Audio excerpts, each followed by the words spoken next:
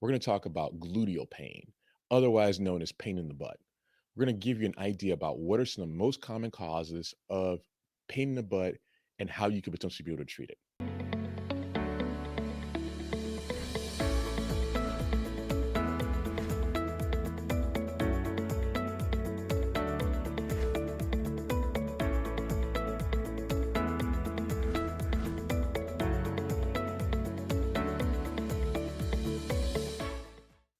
If we haven't met, I'm Dr. Orlando Landrum, an interventional pain and regenerative medicine specialist who teaches people the understanding of different options for pain relief and how to be able to punch pain in the face and get back to leading the life that you deserve. Today, we're going to talk about gluteal pain. And gluteal pain has a whole host of different sources, everything from bones and joints to nerve to muscle to other elements like bursitis.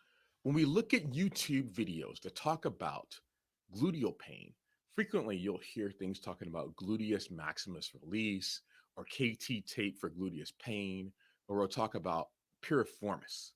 The fact of the matter is, gluteal pain is not just musculature alone. There are many things that can cause it. Everything from the joints to the bone to the nerve to the muscle included, and possibly a mixture thereof. So if you have desire to learn more about this type of pain, continue watching. Issues like an SI joint problem. You can have issues like coccydynia, which is the actual coccyx having issues and problems. You can have elements of facet components of the lumbar spine that gives referred pain. And you can have other elements that are actually part of the bone that are causing various different challenges, like different metastases. So to show and demonstrate that with the model, one of the things that you can be able to see is when you take a look at this, you can be able to identify those areas such as the SI joint that you can be able to see and reference, particularly when you have that element of being able to say, okay, I understand that there's a joint that's present here with the context of the sacrum that's present here and the ilium and ischium that are present here from the pelvic bone that give us a continuity of this joint that gives us referred pain. So that's one. Secondarily, you can also have problems with the aspect of the coccyx, which you can be able to see down here, which is the tailbone, in other words, that can give referred pain. You can have problems with aspects of the facet joints. And so those are going to be joints that actually allow for mobility that's present in the lumbar spine that can be able to cause referred pain. And then, as mentioned previously, you can have elements of like the hip that can give you different issues when you look at that hip that gives referred pain up. In addition, you can have problems with musculature. The different problems that you can have with muscle type problems are going to be things like gluteus medius, gluteus minimus, and gluteus maximus. Any of those muscles can cause you an issue. Also, you can have a problem with the piriformis. You can have a problem with the gemelli as different muscles that cause you issues.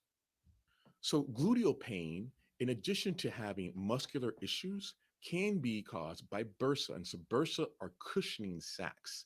And we have three major sacs within those areas that can cause issues. The first is trochanteric bursa. The second is the aspect of a gluteal femoral bursa. And then the third is the ischial bursa. So, when we take a look at each of those different areas. The trochanteric bursa would exist right here within the context of the aspect of the hip. The gluteal femoral is just a little bit lower than that. And the ischial bursa is kind of on our sit bone so that you can be able to identify those areas as potential areas that need to be addressed and dealt with. Yeah. But it also could be secondary to you having a problem with the nerves because there are nerves that sit in that area. There are gluteal nerves that are present, there are cluneal nerves that are present, and then there are nerves that originate and come from the sacral foramen, right? And so when we look at those different areas, you can have referred pain that can come from the nerves in other areas that you normally wouldn't associate it with it being the gluteal or butt region itself. Also, you can have pain that comes from the facets, even from a higher source, which is that joint that I made reference to before, that can cause you to have problems and issues. So, gluteal pain, as we've been able to kind of deduce and talk about, can be way more complex than what we might think. Question of the day: if you've had gluteal pain or butt pain, what caused it? And how did you get rid of it? If you can answer this in our comments below, not only may we be able to help you, you also might be able to help other people learn more about how to be able to treat their pain and their condition. If you found this video of value, please hit the like and subscribe button to learn more about different pain conditions and what to do about it. Thank you so much and have a great day.